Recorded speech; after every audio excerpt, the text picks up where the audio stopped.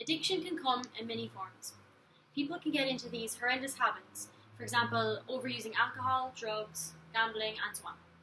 These things can have a negative effect on people as they become an everyday thing incorporated into their lives. When I think of people with addictions, I think of these things and I question how people can get so caught up in their own heads and feeling the need to have them every day. But the more I thought about these things, the quicker I realised that social media is just as addicting. And today we are all guilty of overusing our devices. Let me ask this question. How many of you don't know where your phone is at right now? And how many of you decided to leave your devices elsewhere? I can guarantee we are all carrying one right now and have that urge to see new notifications. I know I'm definitely fond of my cell phone. I can remember when I purchased my first phone when I was just 10 years old. Ever since then, I've purchased many other electronic devices that I can access social networking apps on. As a population, we are far too dependent on our devices. Throughout this speech, I want to address 3 topics to describe how we are so addicted to social media and our devices, with other factors. Firstly, I will address communication and how it is much more comfortable through a glass screen. I will speak about the dangers of social media that it can bring to everybody who uses it, and lastly, the mental and physical detriments it can cause. Let me start by first speaking about the comfort of communication through a glass screen. Think about it. Having the screen to hide behind makes us a lot more confident to say what we really feel, when we have time to think about it and we don't want to mess up. When you're physically not in someone's presence, it can be difficult to really get an insight into the person you're talking to, because it's easy to act different behind the screen. Comparing generations helps me realise this. My grandparents, or even my parents, much prefer to physically meet with someone and have that face-to-face interaction with them as it's the norm. But the younger generation goes, the less normal it is. I see this with my little brother who is 10. Even though he lives in the same neighbourhood as 4 of his best friends, he would much rather be speaking to them in a group chat on one of his favourite networking apps, Snapchat. This baffles me because I'm 10 years older than him, but I realise how bad this really is. Children today do not know how to communicate without relying on social media. Speaking of my brother and his best friends, they are actually his real close friends who he sees in school, during sport practices and other occasions. But today, can we confidently say that we know every single one of our followers, our friends on Facebook? Absolutely not. We love to see these things with a big figure where it says friends or followers. If you're up into thousands, you're pretty popular, and increasing this number is a goal for us every day.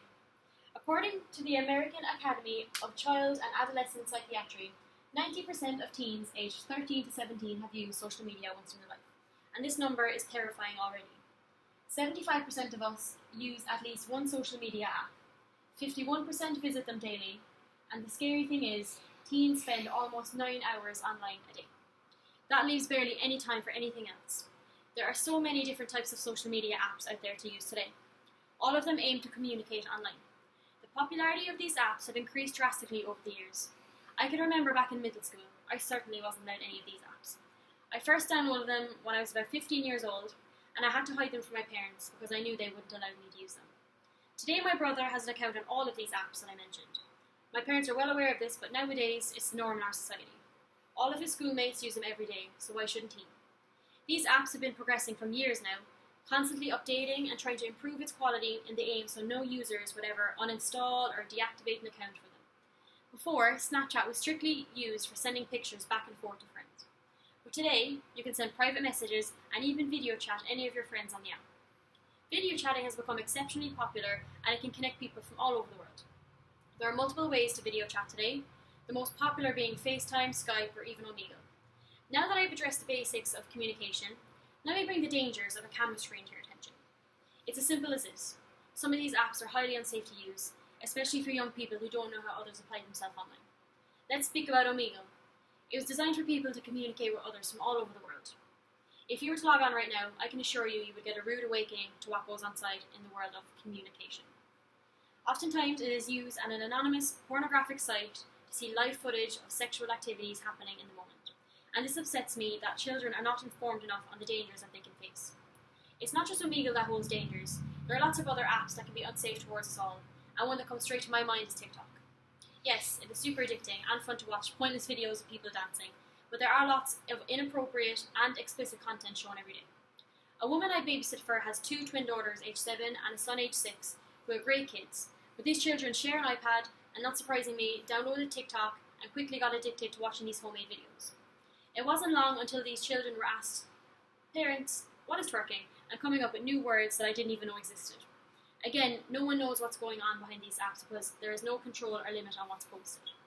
To touch on that, we don't know who is behind these devices, posting these videos or texting messages. And in reality, it's hard to find out. There are occasions where people find themselves talking to someone who they really don't even know who it is, and this is titled catfishing. If you look to the board, MTV show Catfish is a documentary show based on the truths and lies of online dating. It is helping people who are emotionally entangled in an anonymous relationship, and it shows the true dangers that are really there in online dating. This act can bring so much stress and emotional harm towards people who have been used and taken advantage of, and it happens a lot more frequently than we may be aware of. Another huge issue we face today is one that probably has already crossed a lot of your minds, and that, my friends, is cyberbullying. Cyberbullying has been around for years now, and it is an ongoing problem. Look to the board. According to DoSomething.org, 37% of young people between 12 and 17 are victims of cyberbullying. 23% have done something cruel online, and 1 in 10 teens will inform a parent. This is frightening, but did you know that cyberbullying can come in different forms too? Let's begin with exclusion, harassment, cyberstalking, hacking or fraping, trolling, and many more that I don't even know about. So many innocent people get bullied online every day, and this issue can affect people mentally and lead to some complications. Living your life through a glass screen. That can't be great for your mental health, right? Our generation cares so much about our online appearance, how we present our photos to make us look our best, and fight in competition with other gorgeous looking girls or boys. This as a daily thing can really cause a lot of stress, lead to other problems. Spending numerous hours constantly trying to look better than the first person you see pop up on your phone is just tiring, and oftentimes it can lead to feelings of anxiety or depression. It's sad to say, but our tiny little devices we keep in our pockets are silent killers. Let's speak about one of my favourite presenters on British television, Caroline Flack. According to the New York Times, Caroline Flack committed suicide due to false accusations from the media. Caroline Flack was wrongly accused of abusing her boyfriend, and the media got too much for her, and unfortunately she committed suicide. This is very upsetting to think about, how it affects us mentally, but there are physical detriments that come with it too, 100%. I could bet that almost the entire population will bring their cell phones to bed with them, and will probably end up texting, video chatting, or watching pointless videos until they fall asleep. How does this affect us, you may ask? Our sleeping patterns are a vital thing for us humans. It determines how we perform the following day. As humans, we need at least 8 hours of quality sleep every night.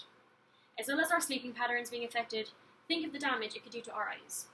Staring at a lit up screen throughout the day can really cause issues such as eye strains, headaches, blurry vision, and irritation. Again, not something we want to have. To conclude, addiction can definitely come in many forms, but something we all suffer from is our addiction to our devices and social media. As we look to communication being more comfortable through a glass screen, the dangers we can all face while using these apps, and lastly, the health effects that come with them, are all viewpoints of the negativity they have in all of us. Yes, we are addicted, and who knows how worse it's going to get. Let's fight together to spread awareness on this topic. No posting, no liking, no sharing, just living.